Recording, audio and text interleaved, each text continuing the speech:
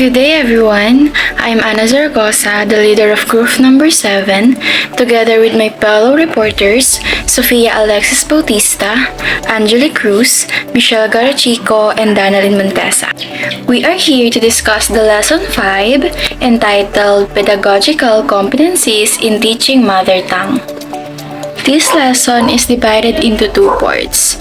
The lesson 5.1 and lesson 5.2 are entitled Understanding the Local Culture and Knowing the Mother Tongue respectively. Without further ado, let's get started. Lesson 5.1 entitled Understanding the Local Culture. The learning objectives are as follows. So at the end of the lesson, you are expected to first, state your own definition of culture and list other related concepts. Second is to explain the various definitions of culturally responsive education and its principles.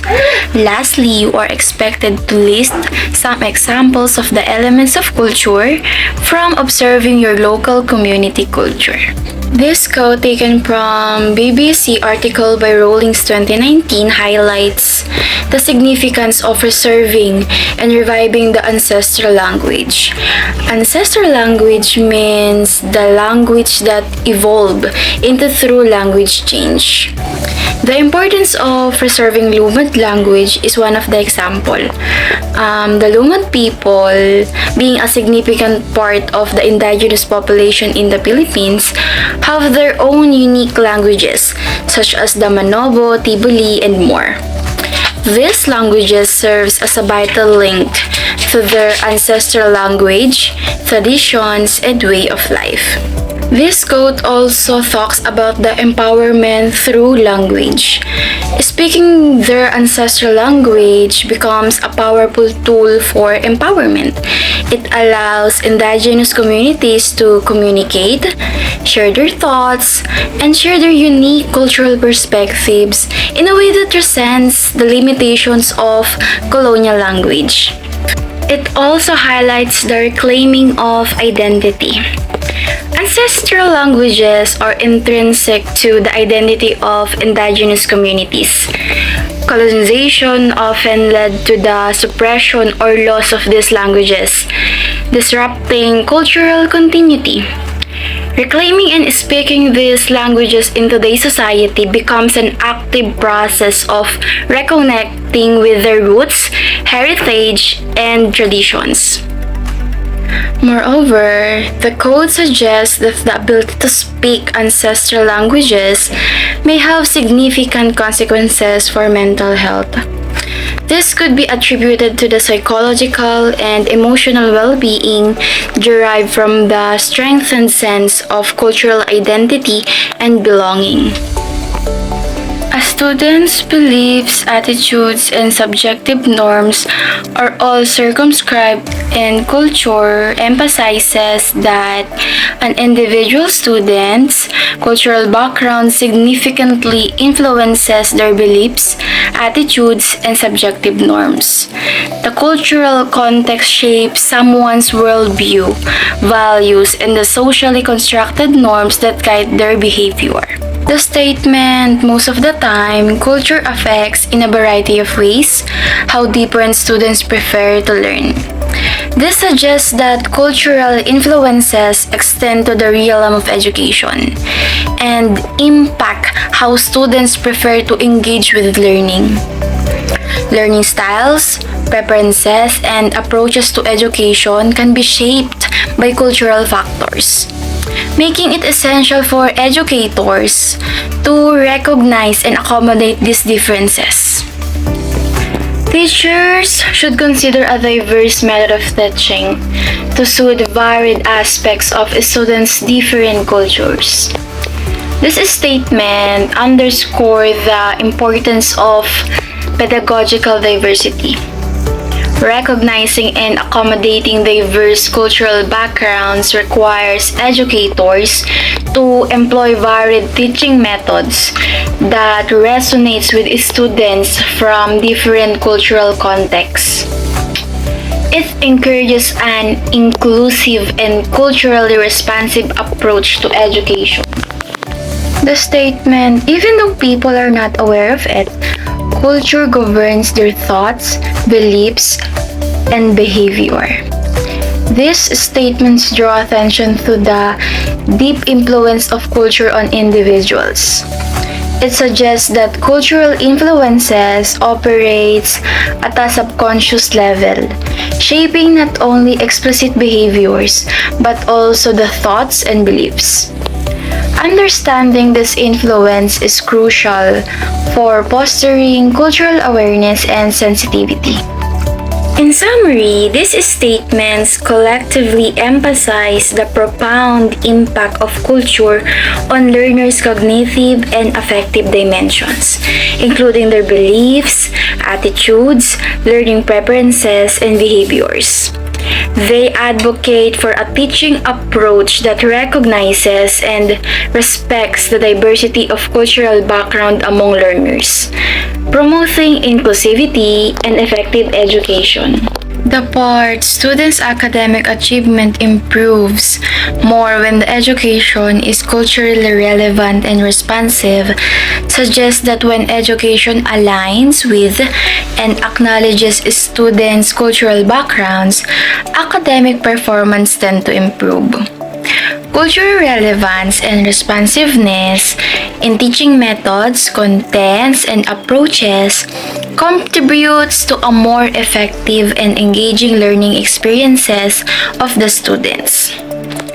The statement "this gap" was attributed to the language barrier between students and teachers. The identified cause of the learning gap is attributed to a language barrier. Differences in language proficiency between students and teachers can create challenges in effective communication and understanding, impacting the pace of learning. The line, "it was also caused by differences in values toward education." It is another contributing factor to the learning gap.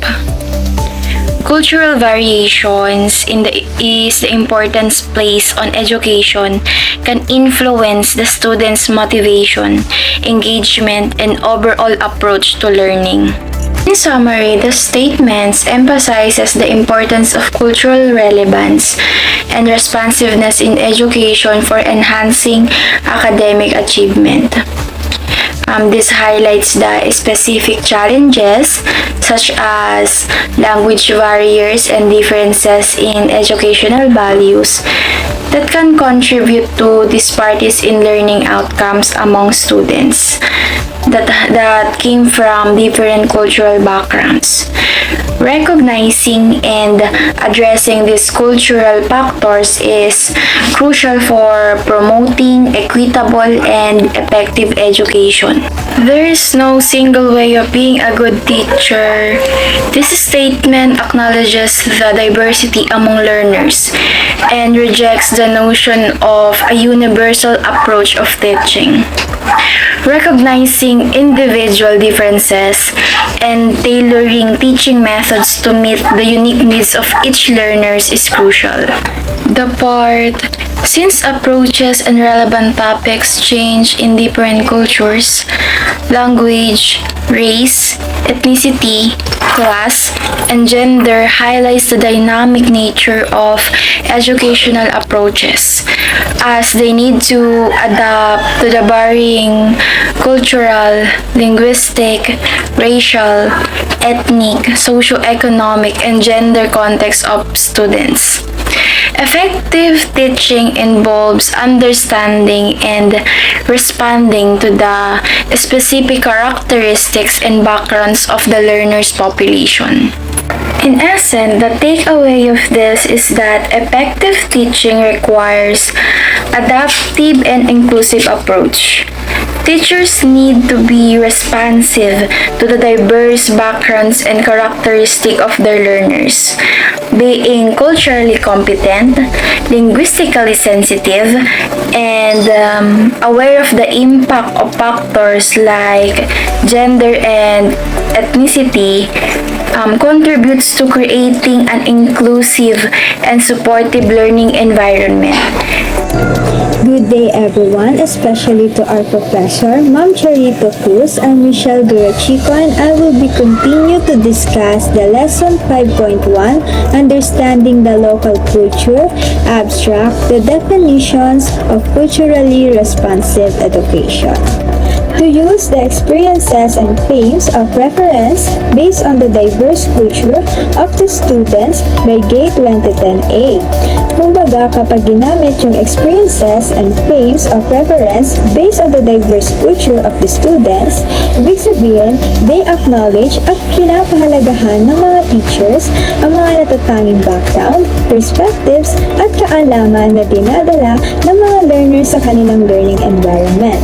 For example, yung incorporating and integrating cultural elements, traditions, and experiences na na-apply po sa curriculum and instructional practices. So, kapag in-apply ng mga teachers ang cultural experiences and frames of reference into their teaching, they provide meaningful connections sa pagitan ng kanilang itinuturo at sa mga buhay karanasan ng mga learners. Makakatulong po ito sa mga learners to make connections, deepen their understanding, at yung acknowledge po nila ay ma-apply sa real-world context.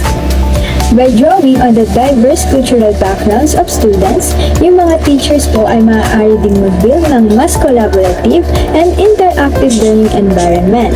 Yung mga learners po ay maaaring mag-share ng kanilang unique perspectives, knowledge, and skills na makaka-build ng sharing ideas at mutual understanding and respect. Sa pagbibigay diin ni GATE 2010A sa importance of culturally responsive teaching in addressing the needs of diverse learners, ang mga teachers po ay maaaring mag-create ng more inclusive and effective learning environment na susuporta sa academic, social, and emotional development of all students. An approach to education where the teacher integrates elements of the students' lifestyle and daily experiences in the instruction and the curriculum by Taylor and Sobel 2011. Ito po yung teaching method na nag-i-integrate ng elements or nag-i-incorporate at kumokonect sa mga learners sa real-life experiences, interest, and background sa kanilang tinuturo. Ang approach na ito ay nare-recognize ang buhay at ang karanasan ng mga learners sa labas ng classroom at maaaring valuable resource for learning na maaaring maging more meaningful, relevant, and engaging sa learning process. Ang approach na ito ay nag-a-allow sa mga students to see the connections between what they're learning and their own lives na maaaring mag-enhance sa kanilang motivation and understanding of the subject matter. Maaari din itong magamit as examples, making scenarios or activities that can relate to students' interest, cultural backgrounds, or personal experiences na makakatulong sa mga learners to make connections, apply their knowledge sa practical na pamamaraan, and to see the relevance of what they are learning to their own lives. By incorporating students' lifestyle and daily experiences, ang mga guro ay nakaka-create ng mas inclusive, student-centered learning environment. At nararamdaman ng mga learners na ang kanilang experiences are acknowledged and integrate into the classroom. This approach encourages active participation and fosters a positive classroom climate. Binibigyan diin ni Tyler at Sobel 2011 na ang importance of integrating students, lifestyle, and daily experiences in education ay isang approach na ang bawat students ay maaaring mag-create ng learning environment that honors and builds upon their individual backgrounds and experiences. A type of pedagogy where teachers are competent in cross-cultural and multicultural settings by Diller and Moon 2025. Isang approach teaching na nag-e-emphasize sa kahalagahan na incorporating students, cultural backgrounds, experiences, and perspectives into the learning process. It recognized that students come from diverse cultural backgrounds at ang kanilang cultural identities na may mahalagang papel in their learning. Ito ay naglalayo na mag-create ng inclusive and supportive learning environment na kung saan lahat ng mga learners ay they feel valued, respect, and engaged. Ang mga teachers na may kakayahan sa cross-cultural at multicultural na mga settings are able to adapt their teaching methods and materials to meet the needs of culturally diverse students. They strive to make connections between the curriculum and students' cultural backgrounds using culturally relevant examples, materials, and resources. Ito ay nakakatulong sa mga learners to build positive identity development, can create a more equal education regardless of their cultural background.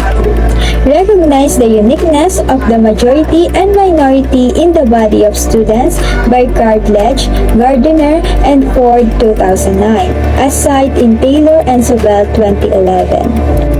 Ang pag-acknowledge and valuing sa diverse experiences and perspectives and identities of both the dominant group and the marginalized group within the student's population. Ang concept na nire-recognize na ang mga learners ay come from different backgrounds, cultures, and social identities, and it emphasizes the importance of understanding and respecting these differences. Sinasuggest na ang ideyang ito ay dinidiscuss sa pamamagitan ng particular academic work. By recognizing the uniqueness of both the majority and the minority, ang mga teachers ay nag-create ng inclusive and equitable learning environment that values and affirms the experiences and identities of all students. Ito ay makakatulong sa pag-build ng empathy, understanding, and mutual respect among students, belonging and interacting in the educational environment. Mahalaga na ang uniqueness of the majority and the minority does not mean na ang pag-treat sa lahat ng students ay same or ignoring the systemic inequities that exist. Sa halip, involve ang acknowledging and addressing the different needs, experiences, and challenges that students from different backgrounds while also promoting equality and fairness in educational opportunities. Number 4 is apply. Culture is composed of many elements. Some of these are values, language by Salvatore 2012, symbols, objects by Watts 1981, groups and norms by Hedvig 2012. These elements may be classified into 3. 1. Sense making, 2. Artifacts, and 3. Groups. Elements of culture. First, sense making is the multiple representation of meaning of a given object, person, or event. Different people provide different meanings to a certain object. This may depend on their values and their language by Salvatore 2012.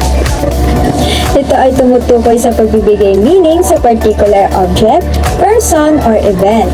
It involves the interpretation and understanding ng information based sa individual perspectives, values, and language. Sa multiple representations of meaning, ito ay maaaring lumitaw kapag ang iba't ibang tao ay nagbibigay ng iba't ibang interpretasyon or understanding sa same object, person, or event. Ang iba't ibang meanings nito ay can be influenced by various factors such as cultural background, personal experiences, and beliefs and languages. Halimbawa sa event is time. Sa karamihan, ang meaning ng time is a fundamental aspects of our lives. But sa iba, may be seen time as a valuable resource that needs to be managed efficiently or viewed as a linear and sequential, with a strong emphasis on schedules and deadlines. Another example, sa isang object like books. Para sa lahat, ang meaning ng book is symbolized knowledge and learning can be seen as a gain insights into the different culture, perspectives, or fields of of study. Pero sa iba, a book may hold sentimental value. It could be a cherished childhood storybook that evokes feelings and nostalgia and warmth. These different meanings are shaped by personal perspectives and cultural influences. Ang sense-making ay subjective at maaaring mag-iba from person to person. Understanding and respecting these multiple representations of meaning can help about cultural understanding and effective communications sa mga tao na may magkakaibang background at pananaw. Second is artifacts. It's defined as anything belonging to a group of people that provides information about the said group's culture. It may include symbols, traditional objects found in archaeological sites, or more modern objects like cell phones, televisions, laptops, etc. By Watts 1981. Ang artifacts ay valuable source of information, isang ebidensya ng customs, traditions, beliefs, and the way of life.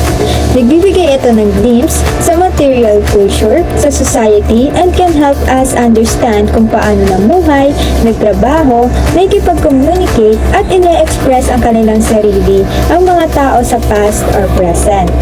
Kabilang din sa mga artifacts and everyday items like clothing, furniture, photographs, or even digital media. Example, yung cellphone can provide insights into communication patterns, technological advancements, and social behaviors of a specific time and culture. Third and last is groups.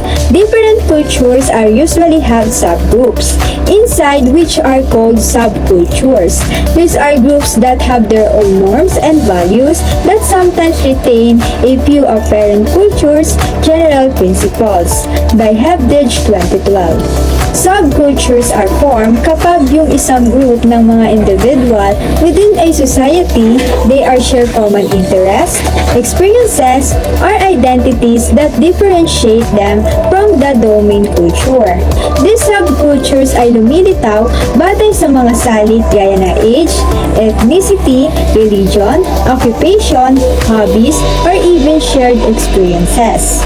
While subcultures have their own distinct characteristics, they often retain some of the general principles or values of the parent culture. Ibig sabihin, maaari silang mag-share ng kanilang certain fundamental beliefs or norms with the larger culture, while also incorporating their own unique practices and perspectives. Example sa larger culture, there are maybe subcultures such as punk culture, hip-hop culture, or gaming culture. Sa bawat subcultures, mayroon silang sari-sariling norms, values, fashion styles, music preferences, and ways para i-express ang kanilang sarili. While they may deviate from mainstream cultural norms in certain aspects, pinapanatili pa rin nila ang ilan sa mga overarching principles or values na common sa larger culture. Importante na maintindihan natin ang subculture because ito yung nag-aalaw sa atin na ma-recognize at ma-appreciate ang diversity with a society. Tinutulungan tayo na ma-acknowledge ang various ways in which individuals and groups express their identities, interests, and affiliations. And also, subcultures provide individuals with a community that shares similar values and interests. The next reporter will be Ma'am Daniel Montesa to discuss the lesson 5.2, Knowing the Mother Tongue. Good day everyone, especially to our professor, Ma'am Charito Cruz. I'm Daniel Montesa and I will be discussing lesson 5.2 of Content and Pedagogy in the Mother Tongue, which focuses on knowing the mother tongue. So before we proceed with the lesson, let us know the lesson objectives. So, at the end of the lesson, students are expected to list and analyze various definitions of mother tongue from different authors and language institutions. Secondly is explain national and international laws and policies related to mother tongue-based multilingual education, and third bullet is construct illustration and examples of their own mother tongue or another language they have studied using the 5 language knowledge. So now let's proceed with the learning activities, which is activate. For the question 4, what is mother tongue? Ano nga ba yung mother tongue? At base po sa na-research ko, nagaling sa iba't ibang authors and institution na iba't ibang definition nila ng mother tongue. Una na dito, ayon kay Richard Norquez, the mother tongue is defined as a person native language, which is learned from birth. It is also referred to as a first language, dominant language, home language, or native tongue. Ang base kay Richard Norquez, ang mother tongue daw ay mahalaga dahil ito ang unang language na natututunan ng isang tao kung saan dito nagsisimula ang pagpapahayag natin ng saloobin at kaisipan. At ito ang language na pinakamadaling nauunawaan at ginagamit natin o ng isang individual dahil ito ang unang nakasanayan o unang karanasan niya sa paggamit ng wika. Ang pag-unawa at paggamit ng mother tongue ay nagbibigay ng malalim na koneksyon at pag-unawa o pagkaunawa sa mga kahulugan ng mga salita at pangungusap. At ito rin ang nagiging foundation para sa pagkatuto ng iba pang mga wika sa pamamagitan ng pagpapahalaga sa mother tongue at nagkakaroon ng pagpapahalaga sa sariling kultura at identity. Ang mother tongue daw ay naglalarawan ng identity ng isang tao at nagbibigay ng malaking bahagi sa kanyang pag-unlad at pagkatuto ng iba pang mga wika o languages. The second is, based from encyclopedia, mother tongue is a general term for the language spoken in one's childhood home. Learned from one's mother, it is often used interchangeably with the term native language. Ang mother tongue daw po ay, based kay encyclopedia, ang mother tongue daw ay tumutukoy sa wika na karaniwang ginagamit ng isang tao sa kanyang tahanan nung siya ay bata pa, kung saan ang kanyang mother ang pangunahing tagapagsalita dahil ito ay naglalarawan ng wika na siya mismo ay natututunan at ginagamit ng kanyang kabataan. Ang paggamit po ng term mother tongue ay madalas na ginagamit ng palitan sa term native language. Dahil dito po, nagpapahiwatig ito ng wika na naging bahagi ng kanyang pagsisimula ng pagkatuto ng isang wika mula sa kanyang tahanan. So in general, mother tongue refers to the language commonly used by a person in their home, learned from their mother. It signifies a close connection and identity with the language. Next is, based from T-Verg, the definition of mother tongue can vary depending on the perspective. From a linguistic perspective, mother tongue refers to the language that serves as the origin of the languages. It is the language that give rise to the development of different languages. From a socialization perspective, mother tongue is the language that a person first learns from their parents or primary environment. It becomes the basis of their understanding and interaction with the society. It's also important to note that person mother tongue can change during their lifetime. Ito po ay maaaring mangyari sa pamamagitan ng pag-aaral ng iba't ibang language o sa paglipat ng iba't ibang kultura kumbaga, o lugar na may ibang language. Ang pagbabago po ng mother tongue ay nagpapakita ng kakayahan ng isang tao na matuto at magamit ang iba't ibang languages sa kanilang buhay.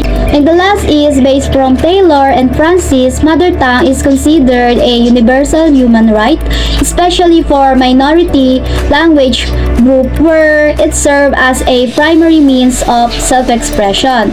Dito po is, ang mother tongue daw is the first language learned by a person education from their family and community. Dahil ito po yung language na comfortable po tayo at sanay po tayong salitain o bigkasin. At mas naiintindihan po natin ng maayos dahil ito yung unang language na nakasanayan natin. The mother tongue is important because it allows a person to freely and fully express their thoughts, emotion, and culture. It is also provides a sense of identity and belonging to an individual. By valuing and promoting the mother tongue is nagkakaroon tayo ng paggalang at pag-unawa sa iba't ibang cultures and communities. So now, let's proceed to discuss a hypothesis called the linguistic interdependence hypothesis. This hypothesis suggests that language proficiency skills developed in one language can transfer to higher language proficiency skills in another language.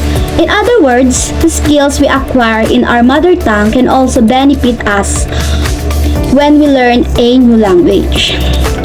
To better understand this hypothesis, alamin natin ang four language proficiency skills like speaking, listening, reading, and writing.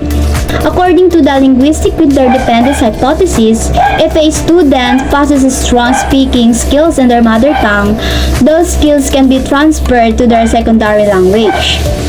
Similarly, if they have a good listening skills in their mother tongue, it can enhance their ability to understand and comprehend the new language.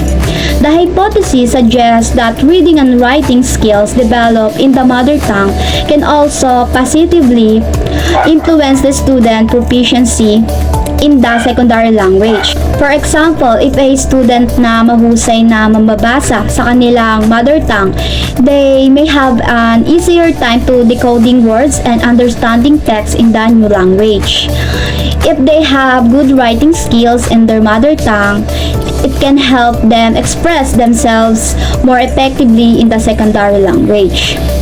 Research conducted by Paya, Comments, Nocus, Soline, and Bernardong in 2015 supports the linguistic interdependence hypothesis. Their study found that students who had strong language skills in their mother tongue perform better in their second language acquisition. Ipinapakita rin ng pag-aaral ang kahalagahan ng pagpapatayo ng strong foundation in the mother tongue before introducing a new language.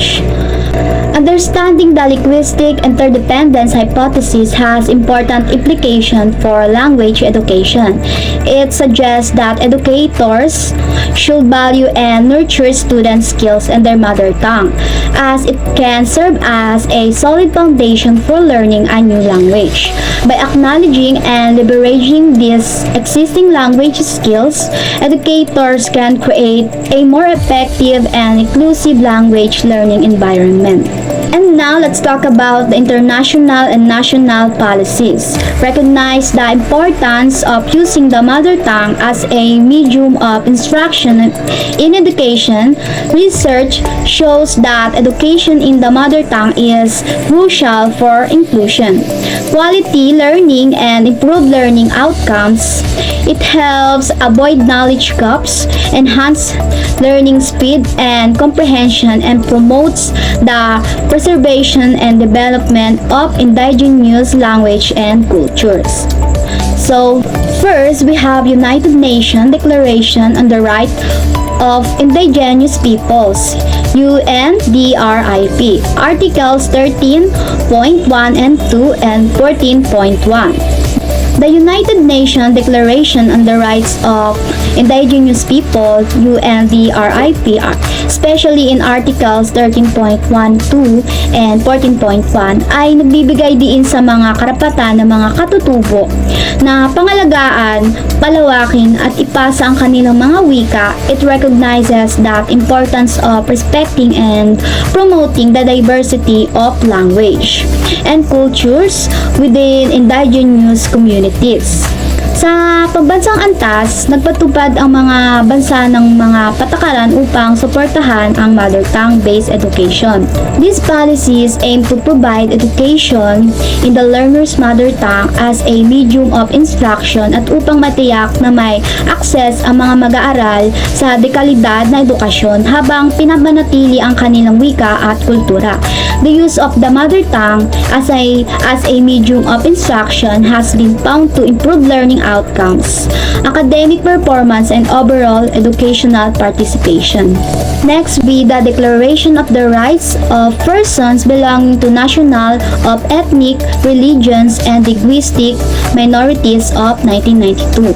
92 recognizes the rights of individuals belonging to minorities to enjoy their own culture, practice their own religion, and use their own language freely and without discrimination.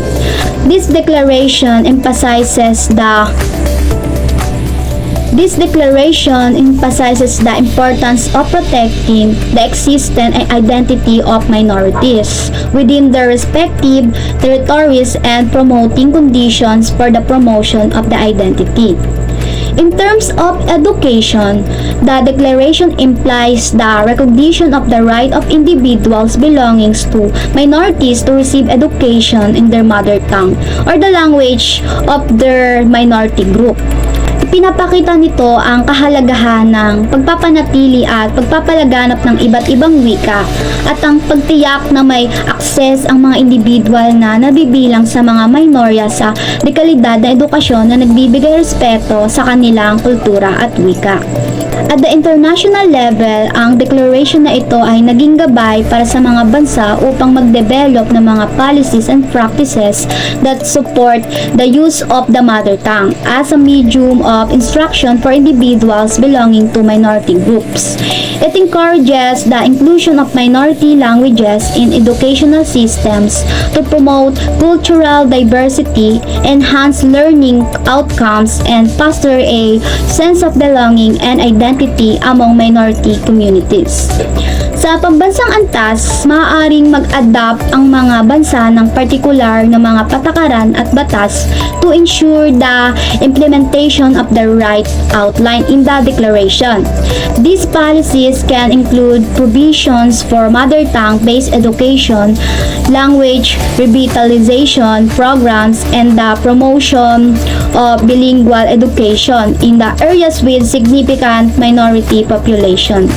In other words, the declaration reflects the international recognition of the rights of individuals belonging to minorities, including the right to education in their mother tongue. It serves as a foundation for promoting inclusive and culturally sensitive education policies that support linguistic diversity and the preservation of minority languages and cultures. The third is RA 10157, also known as the Kindergarten Education Act of 2011, Section 5, states that the state shall adopt the mother tongue-based multilingual education (MTB-MLE) method. It emphasizes that the mother tongue of the learner should be the primary medium of instruction for teaching and learning. At the kindergarten level, however, exemptions can be made to accommodate specific circumstances. Ang patakaran na ito ay nagpapakita ng pagkilala sa kahalagahan ng paggamit ng mother tongue as a medium of instruction in early childhood education. It aligns with international research and best practices that highlights the benefits of mother tongue-based education, such as improved learning outcomes, better understanding of concept, and enhanced cognitive development. At sa pamamagitan ng pagpapatubad ng MTB-MLE method, layunin ng Pilipinas na magbigay ng pantay na opportunities para sa lahat ng mga bata na makakuha ng dekalidad na education at pangalagaan ng kanilang wika at kultura. Kinikilala nito na mas mabuting natututo ang mga bata kapag ang pagtuturo ay ginagawa sa isang wika na nauunawaan at pamilyar sa kanila, which is often their mother tongue. Ang Kindergarten Education Act of 2011, Section 5 ay nagpapakita ng dedikasyon ng Pilipinas na magbigay ng dekalidad na education na nirespeto ang linguistikong at cultural na pagkakaiba ng mga mag-aaral nito. ito, simula sa mga unang taon ng edukasyon. The last will be RA 1053, also known as the Enhanced Basic Education Act of 2013. Section 4 and Section 5F includes provision related to the use of the mother tongue as a medium of instruction in the Philippine education system. Ayon sa Section 4 ng RA 1053, ang mother tongue-based multilingual education (MTB-MLE) method ang dapat gamitin as the primary medium of instruction in the early years of education. These provisions aim to promote the use of the learner's mother tongue or the language of the local community as the language of instruction in kindergarten. In the first 3 years of primary education, kinikilala nito ang kahalagahan ng pagbibigay ng strong foundation in the mother tongue bago lumipat sa iba pang mga language. Section 5F of RA 1053 further emphasizes the integration of the MTB-MLE method in the curriculum. Ito ay nag-uutos sa Department of Education na bumuo at ipatupad ng isang language framework na sumuporta sa paggamit ng mother tongue bilang medium of instruction. Kasama sa framework na ito ang pagdevelop ng mga materials in the mother tongue at pagsasanay ng mga guro upang maipatupad ng epektibo ang pagtuturo gamit ang MTB-MLE approach. These provisions reflect the national policy of the Philippines to promote mother tongue-based education in the early years of schooling. Kinikilala nito na mas mahusay ang pagkatuto ng mga bata kapag ang pagtuturo ay ginagamitan ng wika na nauunawaan at pamilyar sa kanila. By using the mother tongue as a medium of instruction, the education system aims to improve learning outcomes, enhance cognitive development, and preserve the linguistic and cultural heritage of learners. Internationally, the use of mother tongue as a medium of instruction is recognized as a means to promote inclusive and culturally sensitive education. It aligns with the principles of the United Nations Declaration on the Rights of Indigenous Peoples (UNDRIP) and the Declaration of the Rights of Persons Belonging to the National or Ethnic, Religious, and Linguistic Minorities. These international policies emphasize the rights of individuals belonging to minority groups to receive education in their mother tongue and preserve their linguistic and cultural identities. Overall, the provision in RA 1053 demonstrate the commitment of the Philippines to provide quality education that respect the linguistic and cultural diversity of its learners, particularly in the early years of education. And that's all. Thank you for listening. The next reporter will be Ma'am Angeli Cruz. Now let's talk about the abstract of the lesson. But first, let's define what is the mother tongue. Mother tongue is defined as the first language that a person learns from a child to adulthood. So what should be the aspect of the mother tongue that the teacher should be studying? The teacher should be studying the native language of the mother tongue as the aspect of the mother tongue. It's simply because it guides the learners or graduates to form sounds, articulations, and inflections to cultivating words or to cultivate words correctly. Now let's proceed to the advantages and disadvantages of the mother tongue in the medium of teaching. First is the advantages. According to the research, mother tongue is a key factor for the inclusion and quality learning. It because children learn better and faster in language. It prevents delays in learning, especially children enjoy attending school and tend to show their increasing self-esteem. However, the disadvantages of the mother tongue in the medium of teaching, it limits the students' ability to develop their listening. It because of the medium of the instructional materials or the lack of instructional materials, including the challenges in teaching grammar effectively. Let's proceed to the apply of this lesson. According to Nelson Mandela, a highly influential South African political leader was once quoted saying, "If you talk to a man in a language, he understands that goes to his head. If you talk to him in a language, that goes to his heart." These quotes tell the power of effective communication in building connections with others. It says that when we communicate to others, let's show some manners in language because it resonates depth.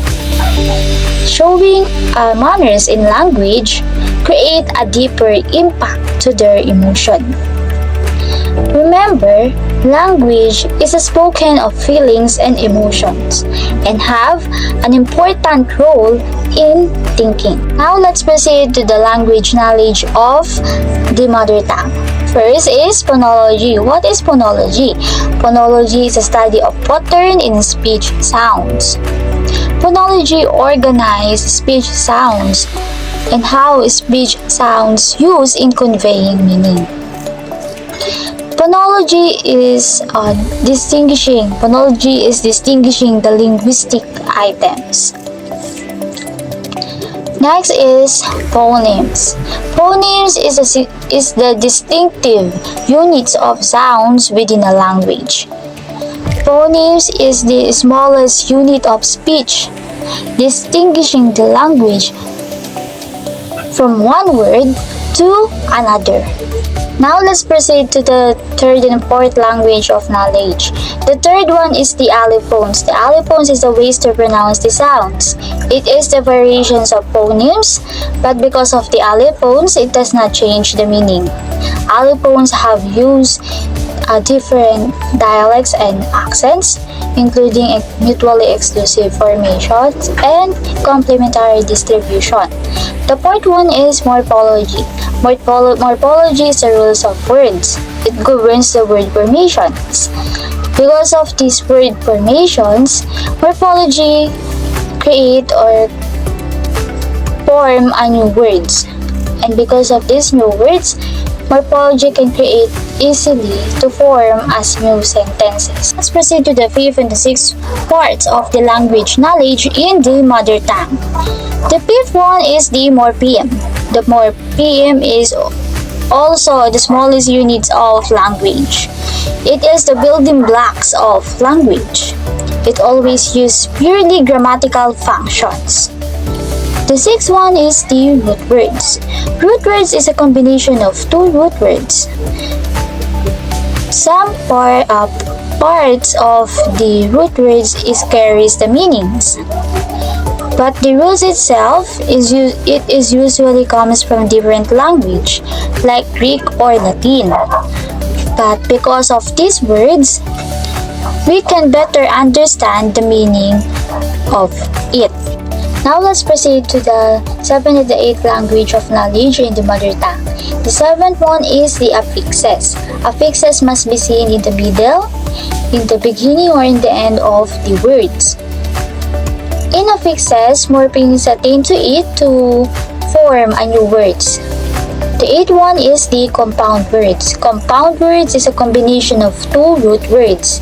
It occurs when two or more words or signs combine together to make a longer words or sign. Nine is the syntax. Syntax is also part of the language knowledge. It is the formation of the words, and it is associated with the grammatical rules. It explains also the arrangement of the words and the phrases in the sentences. 10 is the constituent. Constituent is also a part of the language knowledge. It is the subunits of the sentence that provides a complete thought. Constituent also is a single unit of the words. It works together to form a new words. It can be a combination of morpheme or phrases, etc. To continue this report, may I call now Ms. Sofia Bautista to continue this matter. In linguistics, syntactic categories refer to a group of words or expressions that can be substituted for one another without breaking the rules of grammar. Semantic, on the other hand, is the study of linguistic meanings. It explores how words, expression convey meaning and how they relate to each other in a sentence. An anomaly occurs when specific words or phrases cannot be combined in a way that makes sense.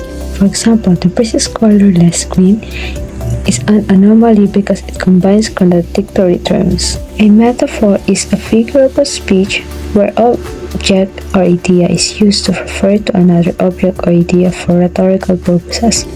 It adds a depth of imagery to language. For instance, saying "time is a thief" to convey that time can steal moment away from us. Idioms are expressions that have a meaning beyond their literal interpretation. They are established by social norms and can be unique to specific cultures or language, like break a leg, which actually means good luck or not literally breaking a leg. Pragmatics is the study of hidden meanings in language beyond the literal content. For example, when someone says "it's cold in here," the hidden meaning could be a request to close the window. Physical context refers to the actual location where the communication takes place. For instance, if someone says, "pass me the book," the physical context could be a library or a classroom. Linguistic context is the context provided by the words and expression used in the utterance itself. For example, if someone says, "I saw him yesterday," the linguistic context helps us understand that him refers to a person mentioned earlier.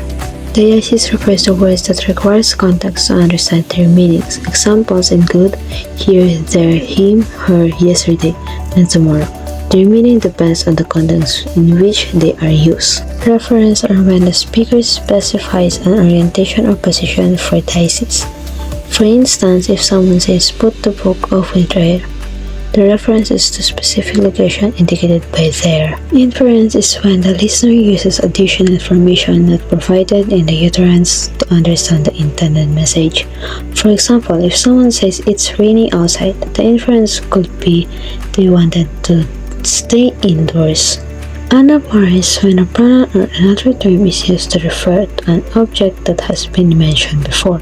For instance, if someone says John is my friend, he is very kind, the pronoun he is an anaphora referring back to John.